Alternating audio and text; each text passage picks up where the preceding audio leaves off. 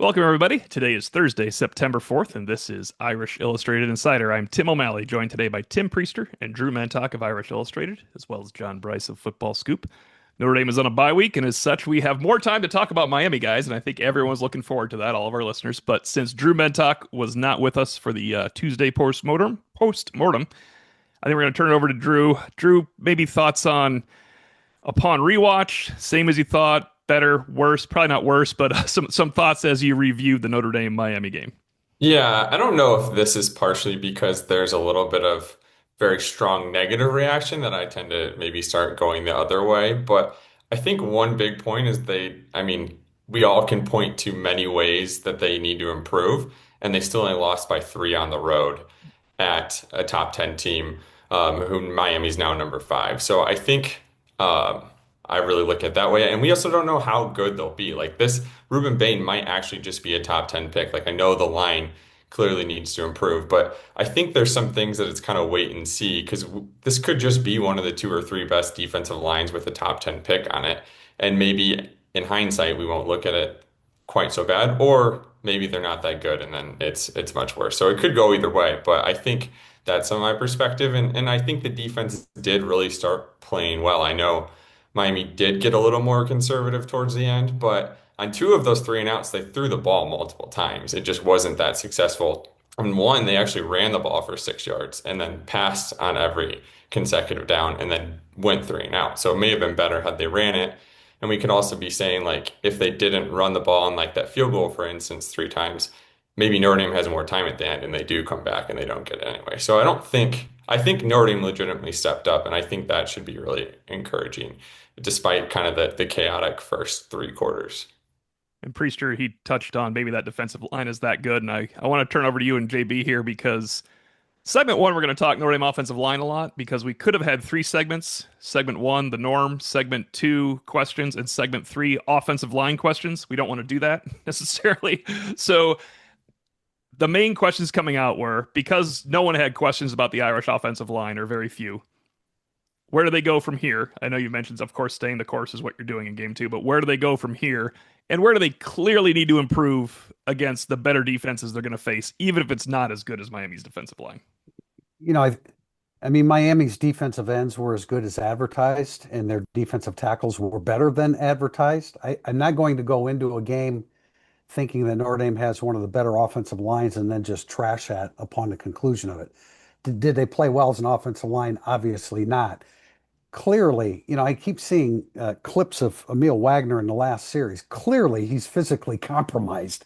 His technique breakdown isn't going to be, he's not going to break down like that technique wise unless something's going on. So, very disappointing performance. Great job by Miami. Miami aggressive up front. Bain, we mentioned that scramble touchdown throw by CJ Carr, that if it's one of those defensive ends out there instead of a defensive tackle, he's going to have a much more difficult time getting away from that. But where do they go from here? You don't, like, I think there's a tendency to just like scrap what you did and change somebody. That's the perception on the outside. That's not what Notre Dame's going to do, not at all. Will they make a lineup change? I don't see why you would do that. You build upon some of the good things. I didn't understand Gerby Lambert's PFF rating. He played better than that. I didn't understand that at all. But just very disappointing because you expect them to hit the ground running. You want to blame Joe Rudolph? Blame Joe Rudolph. I get it. They got to answer the call, and they didn't. The head coach didn't answer the call. The offensive coordinator didn't answer the call. The defense with Chris Ash looked a little bit too lenient in passing downs on occasion. So, look, there's no overnight fix, but I also don't think that this is go into the off week making changes. Coaching staffs don't do that. Not at this level. Not when you're a legitimate top 10 preseason team and a legitimate playoff team. You've got to get better. What's Marcus Freeman going to say? You got to practice better. And they're going to go back to the drawing board and do that. But you don't scrap everything. You've got a bunch of real quality football players that didn't change over after 4 quarters of football. No, you certainly don't go scrap everything. And to Drew's point, there is some positive to glean from this performance, because that's probably the two best O-lines and D-lines that I think Notre Dame will face this year, certainly during the regular season. I like them a little better overall than I do Texas A&M. I also do think it's worth noting that Notre Dame didn't commit its first penalty in the game until about 8.5 minutes left in the third quarter. That's a sign of a well-prepared and well-coached team that is disciplined, especially in that environment, especially with that weather where there's so many things.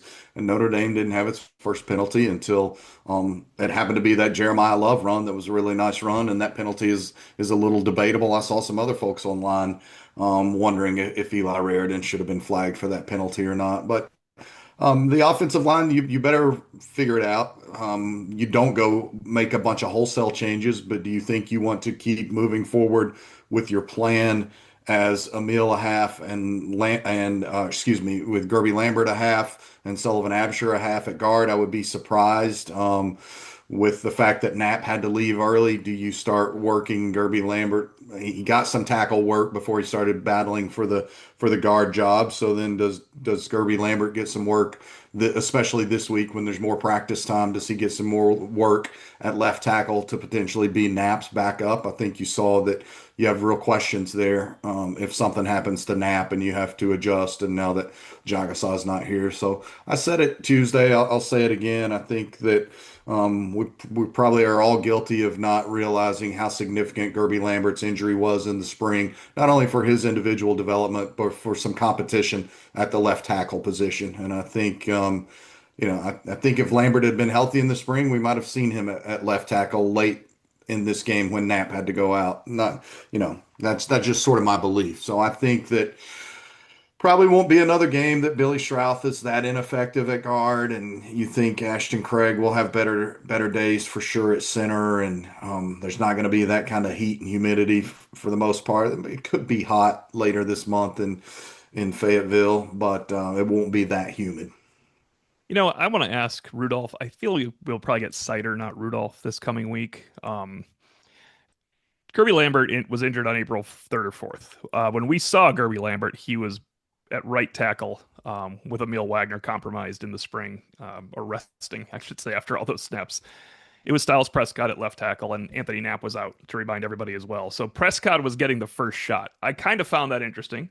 You had Jagusa, sorry, Tim, at right guard, and you had Lambert at technically backup right tackle because Wagner's going to win that job. So did Wagner get any work at left tackle in 2 weeks? And if so, why not? Was he injured? Was he working at left tackle all when he was injured? I have not seen Gerby Lambert at left tackle. I don't know why that is, because it seems like their option at guard is Jagusa until July 5th. That was the option at guard. Nobody was behind Knapp other than Prescott. So is it going to be Gerby Lambert not ever, right now at left tackle as a potential backup? Because to Bryce's number one point there, it can't be Styles Prescott as your number 2 left tackle in week 2 against A&M. I'm not saying it can't be Styles Prescott in 2026. It could be, but he can't be your number 2 left tackle going against Texas A&M. If Anthony Knapp cramps again, turns his ankle, it's open season. So that was like when they had Tosh Baker as a redshirt freshman. You can't have that out there until he's matured at his position. But have we seen Gerby Lambert play left tackle ever in our lives at Notre Dame? I thought we did in last year, but maybe I'm wrong. I thought in last camp we saw him as second or third team left tackle in the fall. Maybe I'm wrong about that. I thought upon his arrival we saw him. It could be. That would be good because I think we'd like to, we got to see what the options are. And there's a huge. Anthony Knapp played poorly. There's a huge pile on Anthony Knapp and get him out of their situation right now, and I'm not defending it. I'm just saying, is Gerby Lambert an answer at left tackle? Because it sounds like a good thing. Well, and we know Sullivan Absher has gotten reps at left tackle. Yes. We have witnessed that this fall. So I almost wonder why Sullivan Absher didn't go in at left tackle because of that, Bryce. And we saw all of last fall in this situation for Styles Prescott. Maybe he hadn't done it since August 8th. And then that's, of course, a tough situation. But it's a very relevant question. I'm going to turn it back over to Drew and Tim because I was going to ask it here. It was going to be in segment 2, but it was reported during the spring and early fall the offensive line had many combinations. It's not what we expected to see Sunday night. Do you think having to hold all the players back, all the injuries, all the combinations, and all the work trying to find a right guard impacted Sunday night. I don't think letting them rest in the spring was a deterrent. I think at the end of the day, they got so much extra work already in this calendar year with the playoff run and stuff like that. I think you needed to give them that time. So I don't think that was an issue, but I do think has been just a lot of uncertainty with some of these injuries coming up on how you're going to work stuff in. And as Bryce has mentioned a number of times, like it would have been nice regardless if Knapp got pushed a little more at times. Like he Yes. kind of Yep. didn't really have to compete in the spring because they were letting him rest because of that ankle injury, which is justifiable. And then in the fall camp, Charles Jagasaw goes down, and so then it's like, well, we need Lambert maybe competing here. So then, you just want him to get pushed. You don't want, not that he's a competitive guy. Like he seems very like fierce, and I know he's added a lot of weight and done a lot of things, but that's not how this program really wants to be built. And that's something Marcus Freeman iterates everywhere, competition, competition. And maybe he didn't get that in the way that would have benefited him potentially. This is going to sound a little bit cruel, but this is just how I feel, okay? And it's not personal, it's just how I feel. Styles Prescott will never start a game at Notre Dame. And when you run him out there against those two defensive ends in that situation with so much at stake, it's just failure is going to happen. Tim, it was a Dante Vaughn. Was I saying Dante Vaughn? Dante Vaughn. It was Yeah, a but Dante Dante. Vaughn played much better. He Yeah, just got beat by an NFL that's true. superstar. But Yeah. it was a Dante Vaughn moment Yeah. going back to playing Clemson in the was that the playoffs or was that It was the a playoff. It was a it was playoff the game. Yeah. playoff game? Okay. Yeah, I mean, I like at the time I said, well, it, can't you just put Lambert at left tackle and have Absher at right guard? But to your guys' point, uh, Absher has taken snaps at left tackle, so I thought that was the move to Styles Prescott was we knew what was going to happen, and it happened. And then on the opposite side, Wagner's whatever physically compromised, and he can't hold his guy off. But I mean, it was a confluence of things. And Miami's defensive line, I mean, we always have a tendency to just focus on Notre Dame, and they didn't play well. I get that. The offensive line didn't play well, but Miami's defensive line did play well. And it was the wrong time for Notre Dame to have a breakdown. Did everything that's happened in the spring that JB's mentioned and in the preseason, and then what happened to Jagisaw, yeah, that all has contributed to it.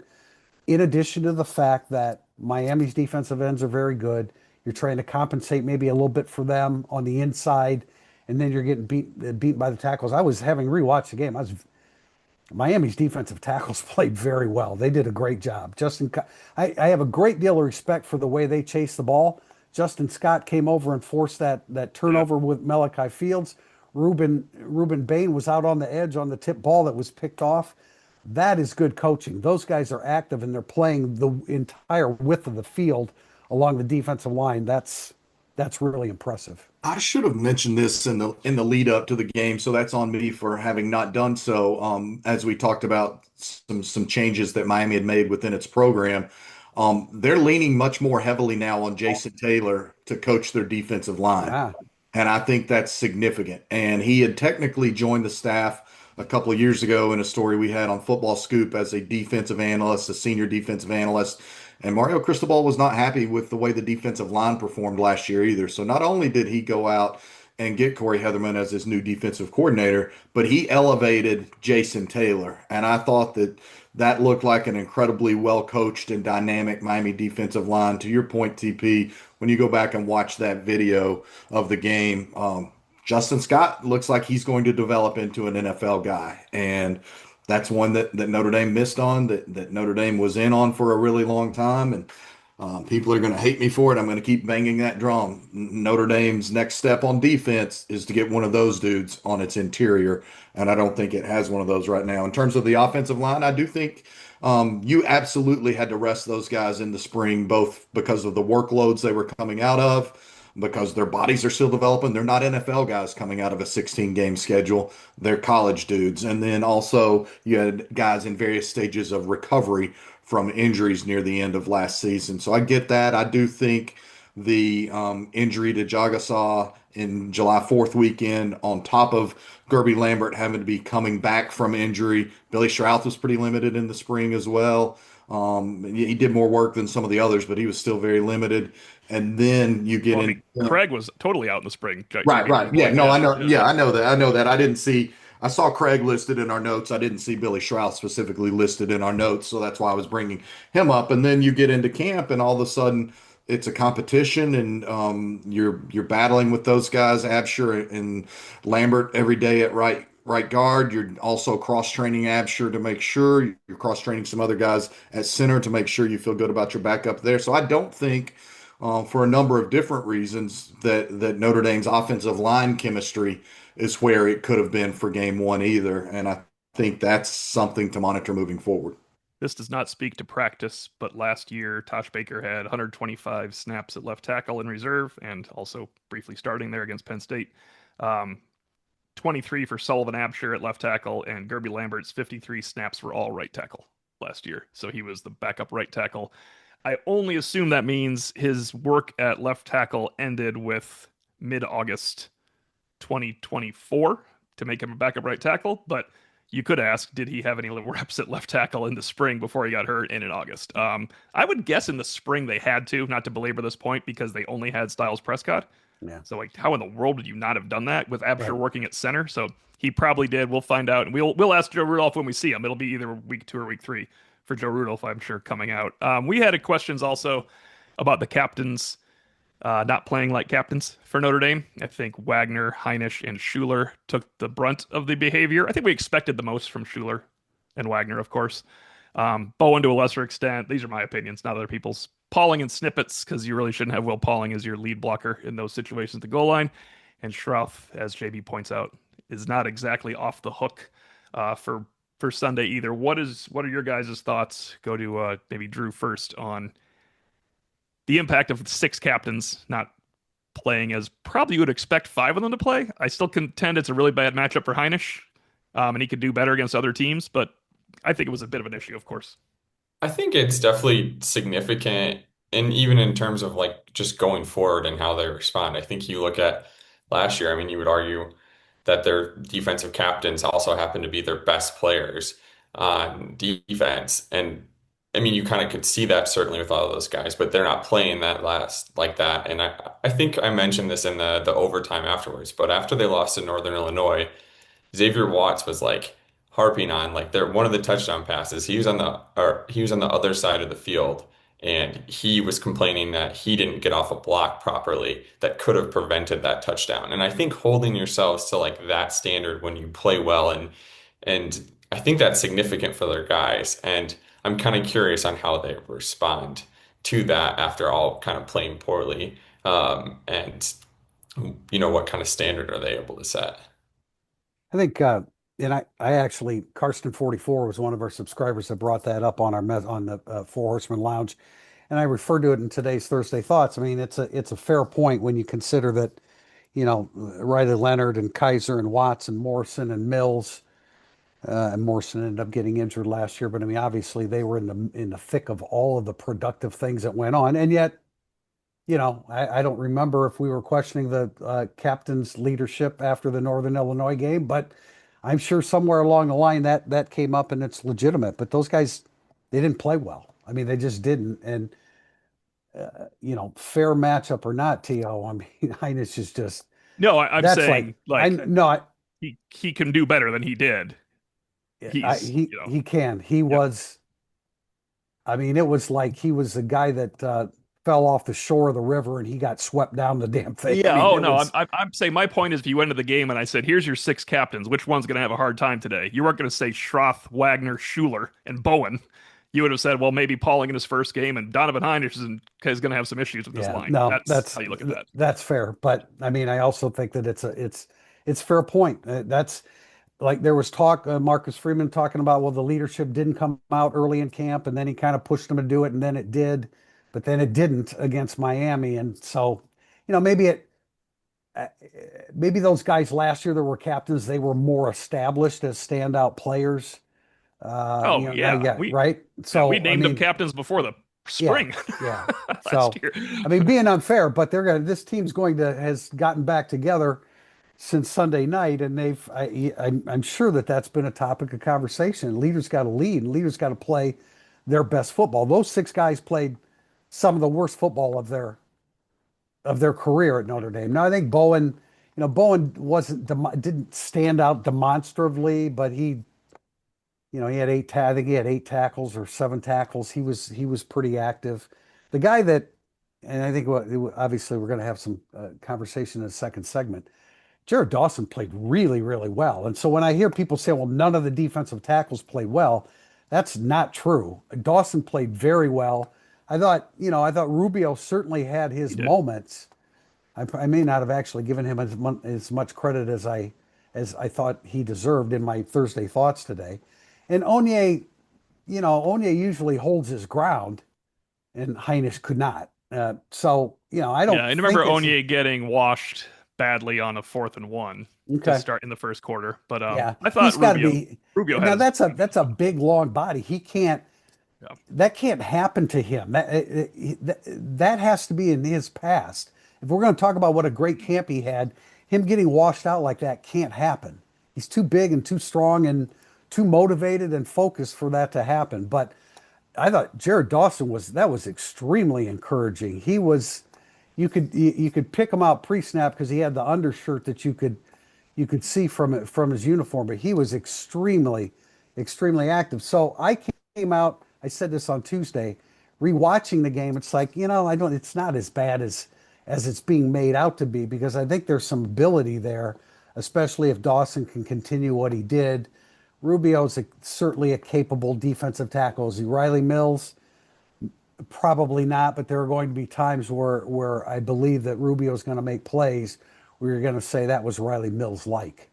Yeah, I think Rubio has some of that grown man strength. Like I like his stature and he holds up well at point of attack more often than not. And then when he can get off of a block or when he can maintain being active, then he's much more effective. But physically, I think he's one of Notre Dame's best options to match up against the other team's most powerful interior guy. Like I like what Rubio brings to the point of attack. And to your point about Dawson, I don't know how he exits that game and doesn't get even more snaps in week 2 against Texas A&M because he stood out in the game. I've noticed him being active and helping disrupt some things. And then when you go back and watch it, you see he really was effective and disruptive and active and getting off blocks and just doing some nice things that Notre Dame needed. As it pertains to the captains, um, I would just contend with who actually did play well for Notre Dame on Sunday night. So I get singling out the captains, but it's not like, oh man, the captains didn't uphold their standard, but a bunch of these other guys balled out. Well, no. Yeah. CJ Carr had a very nice debut and did some really, really good things and flashed extremely exciting potential. But there weren't a bunch of dudes, captains, C's on the chest or not, that you left that game saying, "Shoe buddy, he looked good." I agree with you. But I just went back to Monday musings because I wrote down. I do this every week. Just that game. I have the 10 guys I thought played best on film review, and there's 6 honorable mention. All right, here's the 10 guys. Not in order. It's actually alphabetical, so I don't have to split hairs. CJ Carr, Jared Dawson, Jordan Faison, Malachi Fields despite the fumble, Christian Gray, Jadarian Price despite the fumble, Gabriel Rubio, Boubacar Traore defensive MVP, Kingston Viliamu Asa other defensive MVP. None of those guys are captains. 6 honorable mention. Marcelo Diamidi for doing his job. James Rendell, first half offensive MVP. That's always sad. Micah Gilbert provided a spark. Jeremiah Love ran as hard as he could. Jalen Stroman was very physical. And this one, Jason Onye made 2 crucial plays. Imagine if everybody else on the team made 2 crucial plays. I agree with everybody you said. Absolutely. Stroman played very well. KVA needs to be on the field Yeah, yeah. I mean, this is the a only lot time we've more. ever questioned his rotation, so I'm going to bury it. But I agree with you completely that he belongs on the field more. I don't know how to make it happen other than let's just skip somebody. It's just the way to make it happen, right? If you're going to rotate, Drew, what do you do if you're going to rotate? You just have to skip someone, I guess, because they're going to rotate. Yeah, definitely. I mean, it's definitely something that it's kind of tougher because he's the young guy and they have some older guys that they want to work in, but it's definitely gonna probably come down to some some more difficult conversations in that linebacker room because as long as you're still so committed to nickel, which I know we have questions on that later, like you're gonna primarily have two linebackers on the field, and Bowen's the primary communicator and a captain, and KVA is maybe one of the most talented linebackers they've had in a long time at Notre Traore is just getting started, man. Yeah. Just getting started. Very briefly, guys, I want to go back to our conversation on tight ends from Tuesday because we actually had a lot of questions on our subscriber, not from Twitter, on our subscribers about the tight ends.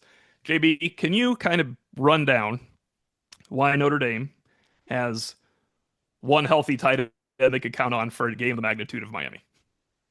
I kind of run it down. Well, I mean, they tried to fortify with Ty Washington, and then and he had some health issues before, and he's had a wrist injury that Marcus Freeman divulged really hampered him, especially on the back side the last couple of weeks of camp going into game one preparation. So I do think that's significant. They absolutely love James Flanagan. He looks good. He's going to help the team this year. That's a big ask for having a true freshman be able to help you in that environment against that team. And again, I'll reiterate in talking with people at Miami, Mario Cristobal wanted to send a message Sunday night. He told people he remade this team and that program in his image to be offensive line driven, borrowing from Marcus Freeman's mantra. And I think we saw a Miami program on Sunday night that had really absorbed that message and played with that singular purpose in mind. And then beyond that, you still got Cooper Flanagan recovering from injury. That was an Achilles, which is a longer recovery process than the ACL. And it's significantly more grueling, it's significantly more painful, and it's significantly longer, all of those things. And then Larson is coming along, but physicality hasn't been his trait. I mean, he lined up a good bit at wide receiver in high school as just a mismatched, oversized wide receiver. So he was never when he came in, he was always a work in process progress as a inline blocker or from a physicality standpoint. So that's kind of where things are. And then losing Bauman. Bauman had literally just got through telling us he felt better than he had felt since before his first injury, all the way back in 2022. And Kevin Bauman would have been in Sunday night in those goal line situations that we talked about. And guys, Bauman, yeah, goal line situations. People can say Bauman would have played 6 snaps. Well, he'd played 6 snaps and you're down at the goal line. Oh, let me add one more thing too, because he couldn't make the trip because he's dealing with a knee injury. Justin Fisher, we have seen him in that setting before. They did move him to tight end in the spring to give them an extra, more physical presence there. And Justin Fisher's an older guy that's played in a number of games, be it as a backup or special teams or whatever. So had he not been injured, I think it's possible we would have seen Justin Fisher as one of the heavier blockers rather than trying to use a couple of your sturdier wideouts. Yeah. I'm sorry, Drew, but Joe Alt played obviously some tight end his freshman year before he became a star offensive tackle. Why can't you do that with Will Black in goal line situation? That's the question, Drew and Tim. Like that is, people are wondering, can he come in and do that? Yeah. Yeah, I mean, I think based on what I've seen from him athletically, I think that's the type of thing he could certainly do. I mean, my favorite clip from his highlights was him taking a screen pass 50 yards to the house. I know that was in Connecticut high school football, but he's definitely built a little differently than your typical 6'7", 300-pound offensive tackle. So that's definitely an intriguing option. And I just wanted to add on Ty Washington too, to John's point. He was dealing with some injuries last fall at kind of the start of the year that limited him. And then he got dismissed from Arkansas in late October and then hadn't been on a team or practicing until he got to Notre Dame. And then he's been dealing with a wrist injury. So I think the staff still says a lot of things about him, but he really hasn't played much football with pads on, especially in a year plus. And he's going to take a little time. And I know he only played 1 snap on Sunday, and I have to assume in addition to the wrist, that's a lot of the reason why. Yeah. As Deal McCullough said about Aeneas Williams, who could not have been more prepared as a freshman running back, it would be coaching malpractice for me to put him in against A&M. I'm sure they felt for James Flanagan, let's trust him in this situation. It might not be. It might be close to coaching malpractice, although they might have needed him in there. And I want to throw one more point on this, Priester. Eli Raridan will be better than he was in that game. Eli Raridan will be better than he was in that I game. just I know he we've always pushed up back on the he's going to be a star, but he's going to be better than that. Like everything was off. It wasn't all his fault on some of those screenplays. He dropped one. The one was the worst. We said Tuesday the worst setup tight end screen you've seen in a long time, but like he is better than that. He will have a better game two than he had game one. we've he's always lost concentration. We've always kind of seen that. And then, I just like there are times where I just don't think that he plays as confidently as he should. Yeah, confidently, I He's agree. got he has the tools to do it. I agree. He's going to be a weapon. We talked to what I don't know when there was last asked. I think JB and I both said that who are guys who are you going to get the football to when you have to get the football to somebody, and it's Raridan and it's Fields. And Great House is in there too. I see all these things that Notre Dame didn't target Great House. That's not true. They targeted him 3 times. It just didn't work out. One was But picked off. That was fun. yeah, Great. yeah. But no, Raridan is going to be fine. I just wish he played with the confidence that the people around him have in him. I That's a good don't, way of putting you it. know what Yeah. I'm saying? I Yeah, mean, that's a good way of putting it. everybody around him says, dude, you can be great. And then his body language sometimes says, I'm not sure, like in the 65-yarder. I mean, he was just kind of, he quickly decided, I'm just going to protect the football and not try to run away from somebody and break a tackle. He just needs to believe because he is an immensely talented guy. Yeah, and maybe they'll see that because for as much as we can harp on and criticize him, he still finished the game with 5 catches for Yep. 97 yards. So if that's the low point, hopefully there's some good takeaways for him. It's a great point, Drew. Before we go to segment two for Notre Dame fans, Texas A&M is playing Utah State this week. Purdue has Southern Illinois, but then as USC, if you want to catch up on Purdue. Arkansas is Arkansas State in the fight for Blake Groupie's affection. Then they have Ole Miss if you want to watch a little football later on. But right now, no, not great week to watch future Notre Dame opponents. Do you guys have anything on your docket? I know Michigan and Oklahoma is probably the premier traditional non-rivalry that is going to become a every 3-year Big Ten rivalry. I think we're going to have a good idea what Arkansas has after playing Arkansas State and Ole Miss. I think those are nice tests for them. Arkansas State, that'll be really competitive. It's an in-state battle, and I think that that'll be a good one. Purdue, not so much with Southern Illinois, and then comes USC. A&M, Marcel Reed was good. I haven't had a chance to really look at the film, but he put up big numbers, had 4 touchdown passes. Utah State could be a decent test for them, not a great one, but a decent one. But their run defense, I mean, they gave up. The opposing running back had 105 yards rushing, and that doesn't count the 75 that he had on one carry. He had 170 plus yards rushing against them, so that's not shocking. They lost virtually the entire great defensive line that they had. But I wrote about it in today's Thursday Thoughts. It's kind of neat. Although I was traveling a good bit on Saturday, to be able to just watch games. We don't have the luxury of doing that when you're covering a game on Saturday, but with Notre Dame playing on Sunday, we were able to watch some different things, including. Did you see the exchange or read the exchange from Dabo Sweeney to Brian Kelly about the second half of that game? BK had some good points. I know everybody hates him, but I thought that was kind of amusing that they kind of sparred with each other separately. Well, I wrote on that this week on Football Scoop, and I promise you, I took great delight in writing on that this week in Football Scoop. I'm nothing if not a shameless panderer for great quotes, and that was a great quote. This weekend, to your point, TP, about Arkansas State, Arkansas.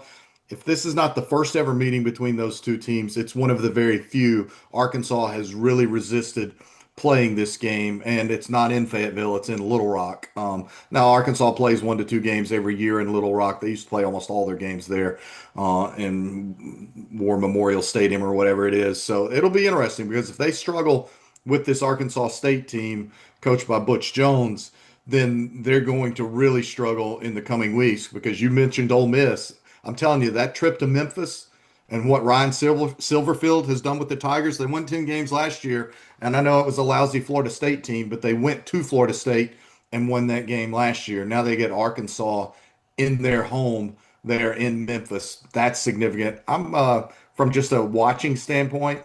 I kind of like the annual rock fight that is the Cyhawk battle between Iowa and Iowa State.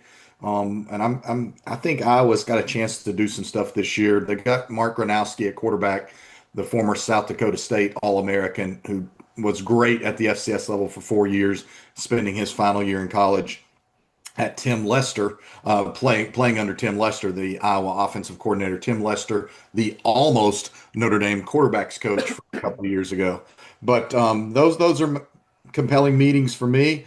Also, NC State hosts Virginia in a non-ACC game. You heard me right, a So weird. non-ACC game. Um, but NC State's a big opponent for Notre Dame. And TP, I know our friend Peter thinks that NC State's going to roll into South Bend undefeated. So I'm curious to see in what is a major year for Tony Elliott how that game unfolds this weekend. Yeah, I took NC State as my major triangle You did. upset alert You here. did. Now that changes a little bit because Notre Dame has lost, but I will. That's what the regular season weekend picks are for. But we're all 0-1, so let's forget about that. With football season now in full swing, I've been looking to find the best deal on Notre Dame tickets, both for family and friends, but also as a memorable gift idea. That's why I want to offer the sponsor of today's segment one, SeatGeek, a huge shout out. With over 35 million downloads, SeatGeek is the number one rated ticketing app. There are more than 70,000 events listed on SeatGeek, including concerts, sports, festivals, and more. So whether you're an Irish fan looking for a ticket to the home opener versus A&M, or the Zach Bryan concert this Saturday in South Bend, or any of college football's season-defining matchups down the road, SeatGeek has your back. Each ticket is rated on a scale of 1 to 10, so you know you're getting a good deal. Look for the green dots. Green means good, red means bad. Plus, every ticket is backed by their buyer guarantee. And of course, I have a code for you guys. You can use Irish10. That's Irish, all capitalized, and the number 10 for 10% off your next set of tickets at SeatGeek. That's 10% off any tickets with promo code Irish10. Make sure you click the link in the description to download the app and have the code automatically added to your account so you can use it later. Thank you, SeatGeek. We will be back with segment two, burning up the boards. This segment of Irish Illustrated Insider is brought to you by Signature Pro Apparel, launching its debut Raghib Rocket Ismail collection, an officially licensed product of the University of Notre Dame. Founded by Notre Dame football and NFL alum Lance Legree, Signature Pro connects college sports legends to modern day with timeless polos, quarter zips, and rugby shirts. The debut collection honors Rocket Ismail, featuring the 1990 Heisman runner-up signature as the main logo, so you can wear your Irish pride past and present. Pre-orders open next week at Signature Pro, alongside the premiere of a short feature film celebrating Rocket's legacy. Don't miss your chance to own a piece of Notre Dame history. Our first question, segment two. It is not about the offensive line, guys. It comes from Salty Jazz 14. How concerned are you about Chris Ash? Do you think he will run the quote Notre Dame defense, R.E. Al Golden, Marcus Freeman, going forward, or it'll be more of the tentative, more zone heavy scheme we saw against Miami? I don't think I'm overly concerned. I do think sometimes the zone kind of threw me off because I think that played into what Carson Beck wanted to do, which just get rid of it quick. He could kind of make a read, know where the ball needed to go. There was like one deep out to the right side that he just was like, got the ball and immediately knew that's where he's going. So I think that kind of let him get rid of the ball quicker, which threw me off. But overall, I mean, I think I know we looked at the stats, but like Miami averaged 4.7 yards per play. Like, then this is supposed to be the best offense in the country based if you look at, statistical analysis like SP plus. Um, so I think that's significant. I think Carson Beck averaged like 6.6 yards per pass attempt. Like that's wouldn't rank in the top 100 last year. Like there were a lot of defensive successes. I think it was a little tough when the offense turned the ball over twice. Um, didn't really always set them up for success. And I think there's obviously things that need to be improved. But as you guys mentioned too on Tuesday, Al Golden didn't come up right away and know what to do. In fact, Notre Dame had its worst season since 2016 defensively in Al Golden's first year. And I don't necessarily think we'll see that from Chris Ash. I think it helps that Marcus Freeman's also a more experienced head coach and can kind of know where to direct this and help him out too. Said this Tuesday, we forget that a lot of people wanted Al Golden fired after his first game as well. I do when I see Leonard Moore in zone coverage, it's like, you want to see what Leonard Moore does best. And I know that Miami kind of scaled things back, but both coordinators gave up 3 touchdowns, or both defenses gave up 3 touchdowns. So, I just I just think it's a huge overreaction to a lot of what happened. And if a Don Schuler makes the play that he should make, that puts a different slant on things. Although that was second down, he at least need to live for 3rd and 7 there. But is this really Marcus Freeman's defense? I don't think so. I think it was Al Golden that created this, and then Chris Ash said, "I'm going to continue it." I don't consider this to be Marcus Freeman's defense per se, but I'm not overly concerned. I said this on Tuesday when you see some of those easy access throws, and I agree with you, Drew. I think playing zone definitely plays into the hands of Carson Beck. Carson Beck is just a calm guy back there throwing the football. It wasn't the kind of performance that you would hope the first time through, but Miami was a high-powered offense last year with Cam Ward. I don't think they're going to be nearly that high-powered, but it's still going to be a very, very good offense. And I think for me, we probably should talk more about Ash coming back to the college game. And as it was pointed out to me by a current college offensive coordinator, a power conference offensive coordinator this week when we talked, and pointed out to me by an NFL guy, an NFL scout this week when we talked, like Ash very much had an NFL approach for his Notre Dame defense on Sunday night. And the NFL, you're doing everything you can to keep stuff in front of you. You're trying not to get beat over the top.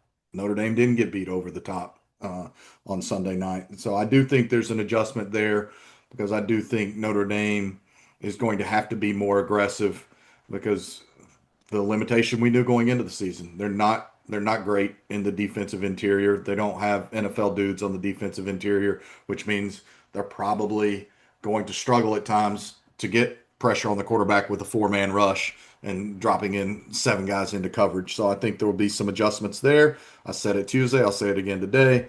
Very eager to see how much Chris Ash adjusts from game 1 to game 2, since we talk about player improvement from game 1 to game 2. Hey guys, this is my fault for setting this up. I want to skip ahead to question 6. I'm going to say it here. It's on press versus zone reality to give my answer. PRB07 says, is Ash a bend but don't break guy? I don't think the corners pressed all game, which is just not the Freeman defense we have come to expect. So I went to the source, of course, on this one and found out how much they pressed. Certain colleague of ours, who shall remain nameless, offered me some statistics from a different website. Notre Dame, 30 Carson Beck passes. Press coverage, 14 times. Carson Beck was 7 of 14 on half of the possessions, just like last year. He was, however, 13 of 16 against zone coverage. In terms of being a bend but don't break guy, first quarter, they threw 11 passes, okay? There were 20 plays, so I didn't count any run blitzes or anything. 11 passes, 7 times they brought at least 6, not at least, it was 6. They brought 6 guys on the blitz in the first quarter, 7 times on 11 passes. I know it dissipated a little bit, but they didn't go in there being laid back and passive. They were in press coverage half the game, and they brought 7 blitzes on the first 11 passes. I will point out, however, Miami didn't score in the first quarter. So there is something to be said for that. The first thing I wanted to disavow was that they didn't press. That is is completely false. If you watch the game, that's just not true. They did not. They did press on a couple of touchdown passes, if you recall. You don't see Leonard Moore get beat much in press coverage, but he got double moved, and they're in press coverage with something weird going on with the Don Schuler on the back end on the Carson Hobbs following Malachi Toney. Who, by the way, Malachi Toney caught the ball at the 4-yard line on a punt return, and that was his last mistake, guys, because that dude played some football on Sunday night. But Notre Dame came out aggressive. You could definitely argue if they blitzed 7 times on the first 11 passes that they blitzed a little bit too few going forward. That's a super good point. Real quickly on Malachi Toney catching that punt at the 4, and it's early in the game, and you think, okay, well, Notre Dame at least flipped the field with its first possession. And then, no, they couldn't keep Miami pinned deep. And Miami pushed out and was able to flip the field back on Notre Dame's end. And then Notre Dame had the fumble the fields and got the really nice defensive stand there. But when that punt happened Sunday night, I thought, okay, well, this is a chance for Notre Dame's defense to give the offense the ball back around midfield. And instead, it never worked out that way. Our next question comes from N. Jacobs 3. I've seen a lot of Love needs more touches and Price needs more carries. Fields and Greathouse need more targets. I do not disagree with that, but my question is, how many snaps do you think Notre Dame would like to have in a game on average? Good question. And how would you distribute these targets and carries? And this is related to, we'll go to Drew on this one, but it's related to pink robots. Second part of this, if you're an opposing defensive coordinator, would you rather defend against Price and Love together or something else? I think this is actually a really good point. And if you look at it, I mean, I know they definitely delayed getting Love involved probably a little too long, but he did. If you look at carries and times he was targeted, that's 16 times. I think the bigger issue is kind of how they tried to get him involved with the game. He only had 59 yards, 3.7 yards per like attempt to get him the ball, if you want to look at it that way. They need to find different ways to get him in space. And I think some of that is what Miami was doing. They were very aware when he was on the field, and they probably understood, like on the RPOs, like we're going to make them pass it, and we're going to, whoever they're keying on, we're going to leave him there so they don't hand it off. Or if they do, he's right there. So I think my bigger issue with him specifically, and I know I'm not totally answering the question, I think they would like more than 60 touches in a game. I Yeah. should clarify that. But I think the bigger issue was that he wasn't really put in a place to be very effective at times, and that's not what you want to see for your best player. They're still trying to find, like it seems kind of crazy when you're talking about running back and they can't find ways to get them touches. It seems silly just but the very nature of a running back. But they have, as Drew said, I mean, they just have not found that. He caught 30 passes last year or whatever he had last year. They just haven't found the way to get him the ball in space. That's the whole idea. How can you get the football to Jeremiah Love in space? Because you know great things are going to happen if they do. But 60 snaps isn't enough. I mean, is there ever enough? You'd like to get in the 70s, certainly, and to string some longer drives together. But you know, look, they did a poor job. The coaching staff did a poor job of getting things done offensively and defensively. They didn't, there was too many easy yards in the passing game in that zone coverage, as the numbers indicate. We didn't need those numbers to know that, but those are pretty striking to you.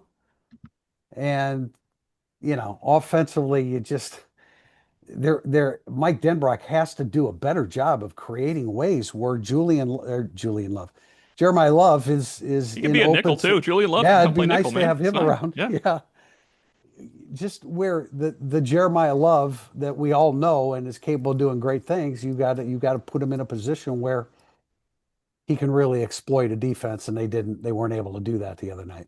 And I think Notre Dame only had 58 offensive snaps on Sunday night, which is you never want to be below 60. Not in this era of football, and not for what Notre Dame wants to do. And I think in 2023, when Mike Denbrock was coaching the eventual Heisman winner, they averaged 65 plays per game, 65 offensive plays per game. 7 plays is significant. Miami had 11 more offensive snaps than Notre Dame. It's hard to win football games when the other team is on the field that that much more than you. Notre Dame needs to be in that 64 to 68, 70 play range to do what it wants to do on offense. It's got to have a half dozen or more snaps than what it had Sunday night. Yeah, very quickly, I could not. I did this while we were just in this segment. I do not have USC snap totals for the game, but JB, that's a good point. So they're not getting above 65 much. Here's what it was last year: 64, 65, 70. That's Purdue. 64, 54, Louisville, they won. 66, 67, 65, Navy never counts. 62, 71, 47, Army, whatever. Playoff games are 61, 73, and 58. Yeah, So you do 47. not want to be in the 58. You do want to be in the 68. I want to ask Mike Denbrock how many he wants. Great point, Bryce. Can you speed it up twice to get 66 plays instead of Yeah. 59? Tim, are we going to use question number 2? Yes, good call. Go ahead and read that one. Okay. From Irish Frank 61. Considering 3 starters from last year's playoff run offensive line are now starting for Nebraska, Tennessee, and Indiana, respectively, does pushing those guys out, I guess that's where pushing those guys out of the program really makes sense now? I'd love to have seen 4. What's that? You'd love to have seen F Four, you. 4 quarters of FU Oh, football. 4 quarters of, yeah, up yours football from the offensive line on Sunday. I mean, I don't think they pushed him out. Ashton Craig, they probably told Pat Coogan, Ashton Craig, you have to compete with Ashton Craig, who's beaten you out in the past. They told Rocco Spindler, you got to compete with Charles Jagusa, which makes it a pretty easy choice. And Sam Pendleton had to compete with Billy Trouth, who two people had supplanted Sam Pendleton. yeah, I can't. Like, yeah, I mean, that's JB, you think that's accurate for like conversations they had with those guys? Yeah, I think they very candidly told them like we would love to have you back, but you're going to compete for your job. And Sam Pendleton signed a hell of a contract to go play for Tennessee. Yeah. Rocco Spindler got a lot of money to go play for Nebraska, and Coogan's getting money as well from Indiana. Plus, guess what? His girlfriend's at Indiana. He got his Notre Dame degree. So you have all of those factors in there. do they miss Coogan's leadership? That's another question that came up, and That's that's fair. That's But they asked him back for this point of this right, question. right. He was welcome back. You right, just can't exactly. guarantee him a spot. I mean, Well, look, Yeah. man, like go look all over college football, and it's glaring because Notre Dame lost and the offensive line didn't play particularly well. But Kirby Smart was just talking about it yesterday on the SEC teleconference that I was on. He was just like, the depth is not there anymore. Like you're not having. He said we won the national championship a couple of times because we had a bunch of 3, 4, 5, and even 6 year players in our program. He said you go look this year, whoever's going to win the national championship, they won't have as many fifth, fourth, fifth, and 6 year guys as what we in Michigan had when we won our two recent national championships. I think that's maybe the singular component of what's happening right now in college football. I apologize. I'll make that my exiting point. I before you appreciate go, it. JB, I want to give you kudos on this one because we just mentioned Mills, Kaiser, and Watts on this podcast. What do they have in common? They were fifth and sixth year players on Notre Dame's national runner-up team, and they were great fifth and sixth year players on Notre Dame's national runner-up team. Thank you. I appreciate it. I always welcome kudos. Later, JB. See you, boys. We're going to jump to I it. Go ahead. I Go was ahead. saying, I think it's a good point. I think if you could pick any of those three, having Coogan back would have been really significant, Great not point. only from the leadership, but just he's a guy, those three interior spots, you Yeah. would have a really solid backup, and that would have given them some other flexibility with guys like Lambert, Sullivan Absher, maybe a little bit. Like it would have given them a little more comfort on these other options that we kind of discussed earlier, where we're like, we don't really know what to do, but he would have solved a lot and Yeah. really brings that physicality. And we saw, even if he's not a starter, what he can do from a leadership point at the start of last year. Coogan's a two-position player. Pendleton and Rocco were one-position players. Coogan was a captain if he came back. He's the one you miss most. But I want to say, the starting lineup, the starting five, is about a $3 million starting offensive line for Notre Dame. It's Coogan still would good. make it a 3.4 or 5, right? So that's a lot. You don't go from we all consider that Notre Dame's offensive line to be one of the best in the country, and now they're not. I mean, they didn't play well. They got outplayed. I still believe it's a good offensive line. By the way, Pendleton's playing center at Tennessee, I isn't know he? it didn't work out for him at all at center at Notre Dame. Remember when he was Yeah, trying to play in the yeah, spring? They yeah, supplanted him quickly with Coogan last year with Sprinter. Yeah. So I guess he's a two-position player too, just not at Notre yeah, Dame. yeah. Question from G Weave 5. Should we expect to see Heinisch replaced in the starting lineup moving forward? Did you put the snap count in there, Tio? Yeah, I did that for our context right there. Should Dawson we? had 37, Onye 37, Heinisch 33, Rubio 31. I mean, you could easily see Heinisch getting 30 and Rubio getting 34, but I think that's how it's changing. It should. I mean, just Dawson and Rubio did the best, and Onye. We do have to point out, Onye also played some end in this game because they needed more strength up there. Remember, they had three defensive tackles in at times. Yeah, yeah. Those count as snaps, so he was probably 33 in his position or Okay. something along those lines. And I do think that there's something to be gained from definitely from popping Bryce Young inside Mhm. in certain situations. He didn't have one of his more effective games, No, he did not. but he will. He will. Yeah, I mean, I think we could see, I mean, Heinisch is a captain. He's a guy they think a lot of. This is also, I mean, there's some 340 pounders at Miami that they're not going to see every week. I Right. don't think Heinisch is always going to be that overmatched at what is he, like 278 pounds. Um, so but they can start him and play less snaps. Like I think that's kind of the route they Yeah, potentially the go with. start But I itself. don't. I think. I mean, he's a guy that will go out for coin tosses. He's a captain. Like I think he's going to be on the field, but we may see his snaps diminish, especially at times where he's clearly overmatched compared to a guy like Jared Dawson. Yeah, I mean, I think the starter at defensive tackle doesn't matter because they already adjusted and had Kurt Hinish playing the third most of the fourth snaps and he started the game. It's a great point, Drew, and not only because I brought it up earlier, but I think Miami was a bad matchup for Donovan Hinish. I mean, it really was. He's not going to get overwhelmed on every snap like that against every offensive line. And yes, so when Notre Dame says, well, and Tim, I can see you rolling your eyes that, well, they don't play another line like that after A&M, Donovan Hinish is going to have a good year. You saw me roll my eyes through In my glasses? reserve, yes. In reserve, Donovan Hinish will have a good year. And reserve is playing the third or fourth most snaps like he I did. agree. It doesn't matter if you start at defensive tackle. They don't I care at agree, but all about that. he's always going to give away 40 to 50 pounds. He will, but he usually makes 3 plays in a game. You're like, well, that was well done. I agree. And then I this game, agree. you were like, where I are don't those I plays? agree. But I think most of those plays, 3 or 4 plays, come against a bad Florida State team last year as opposed to a really good Miami team this year or a Yeah, really good Georgia did not A&M. have a good line, but that was a signature play of the game. Georgia. I mean, Yeah. it's a quarterfinal game, and you beat Georgia, so it counts. Yeah, look, I'm not ripping on Heinisch. Heinisch is a work hard, try hard guy that you need on the team. It's just you've got to be really careful about, him getting more snaps than Rubio. No, And I'm and and totally I with you real on that one. I just feel like he'll play better, at some point. I don't know. I thought he played well against Georgia. I mean, against Penn State, he had 2 run stuffs and 2 quarterback hurries. Now, what happened on the other 58 plays? I don't know, but I wrote him down for 2 run stuffs and 2 quarterback hurries. I wish he had that against Miami because maybe Notre Dame would have been in overtime if he had two yeah, run stuffs and 2 quarterback hurries. He had 0 and 0, right? yeah. That's that's an issue. Our next question comes from CMU Pens fan. Do you think the overall youth of Notre Dame's roster was underplayed by some before the opener, and some mistakes on Sunday were the result of guys who were suddenly in the cauldron? I mean, it's fair to say that, and we go back to the leadership of the team, and the leadership of the team last year was vastly more experienced than the captains this year in the leadership.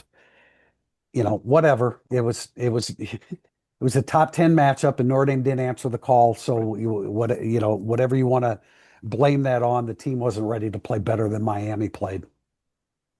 Yeah, I think that's potentially a thing. I mean, I'm a little reluctant to extrapolate on it too much because they Okay. also had those senior leaders and then lost to Northern Illinois in the first two Right. weeks of the season. Yeah. So they're capable of playing bad. And if you, I mean, losing by 3 at Miami, like again, we all agree, like there's significant room for improvement, but it's not like they came out and just, it's not like 2017 Miami where we're like, where was everybody?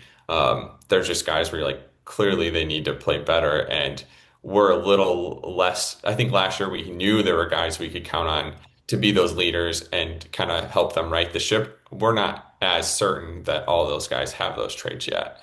You're not going to be old I mean, every team No. has to transition. You're not always going to be old, but if you want to be a team that is consistently there, the Ohio Yeah. States of the world, you've got to be able to, you've got to be able to make that transition.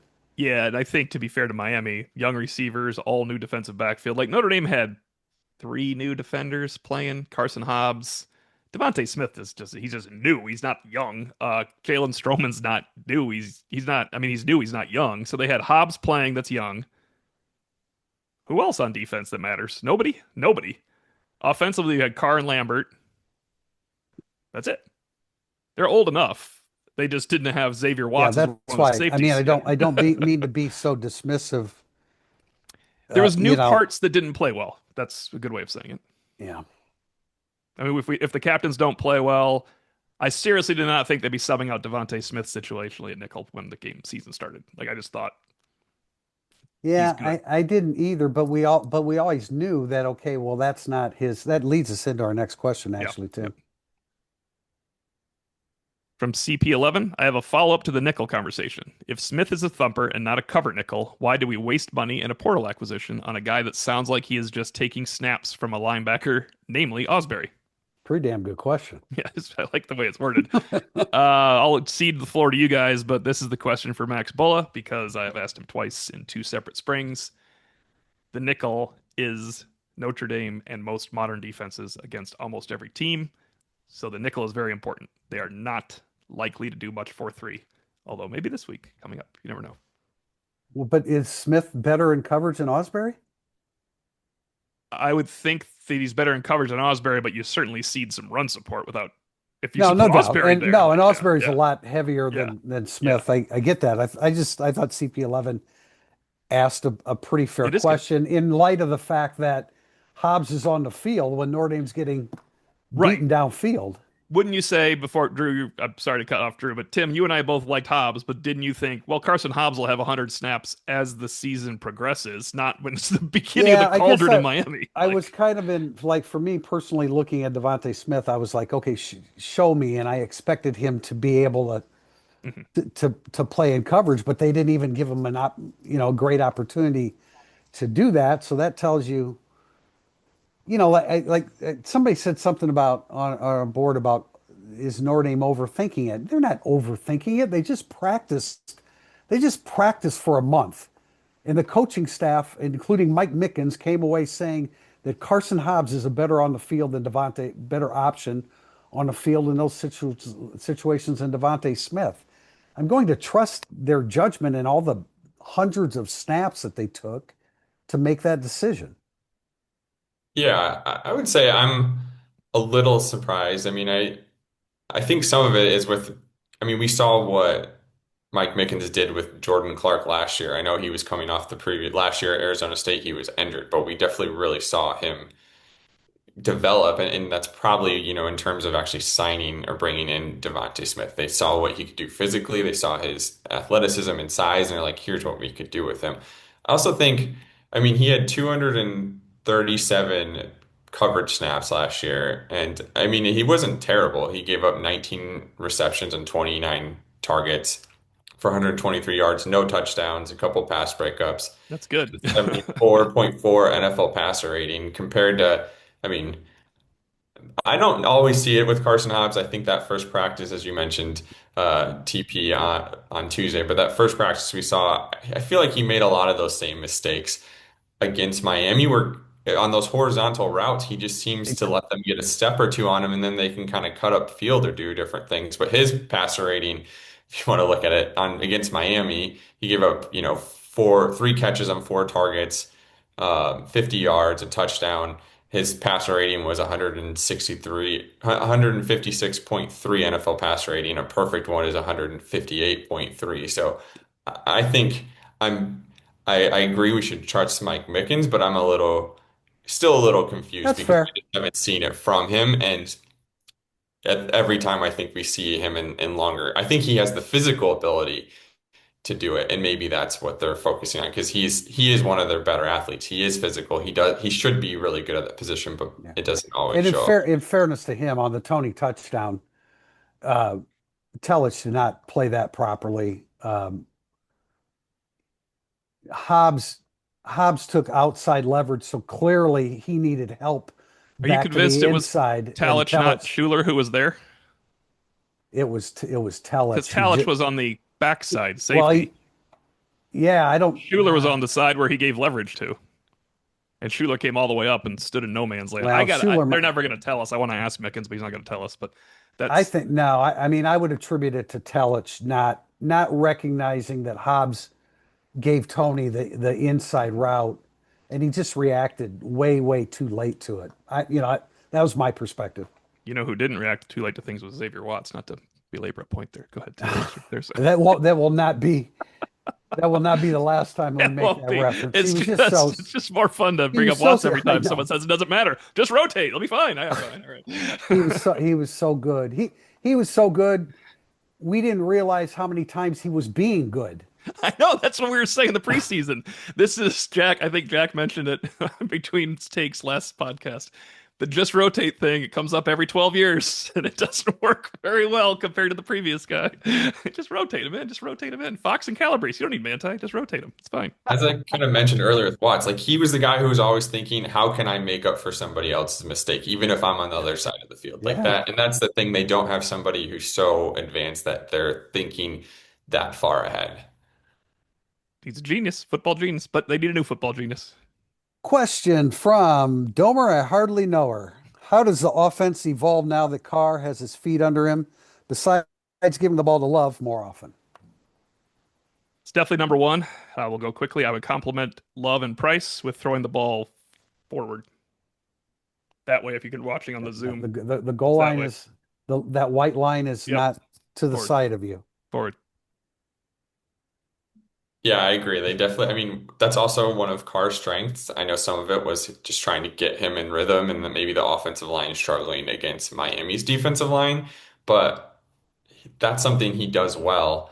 And it's something that would open up a lot of those other things that, kind of let Miami play a Yep. little closer and really take away Jeremiah Love too. Like credit to them, but like get the ball downfield, make them respect that a little bit. And I think if that happens, that could be a significant But development. you claim that you, like Marcus Freeman, believes this is the best receiving core that he's had. You've got to be able to trust your wide receivers running routes down the middle of the field and beating DBs.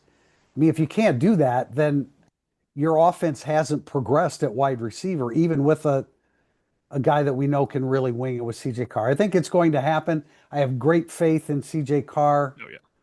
moving forward, way more than I ever had for Arch Manning.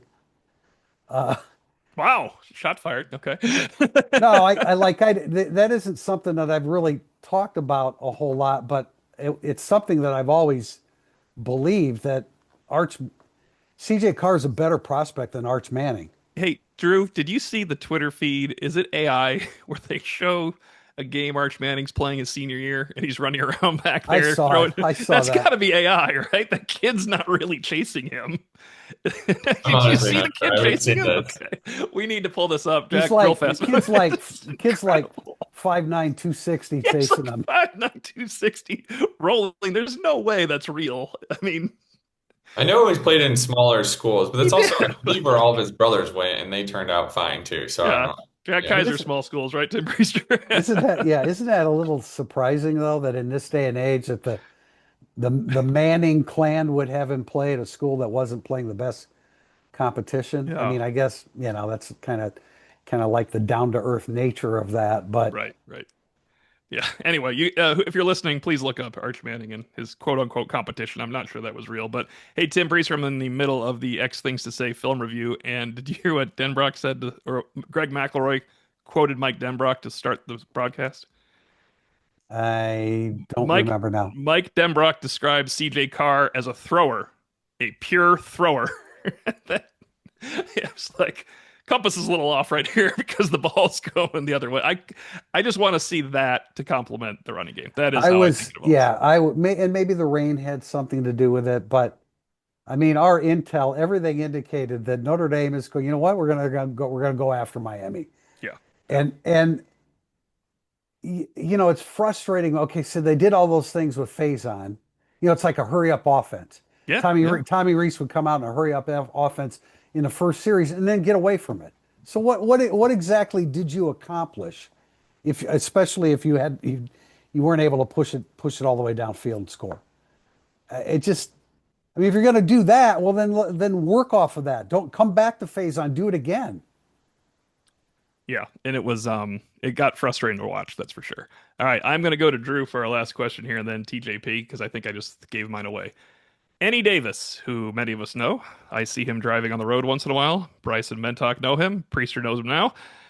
Maybe too early to ask, but what is the identity of this team?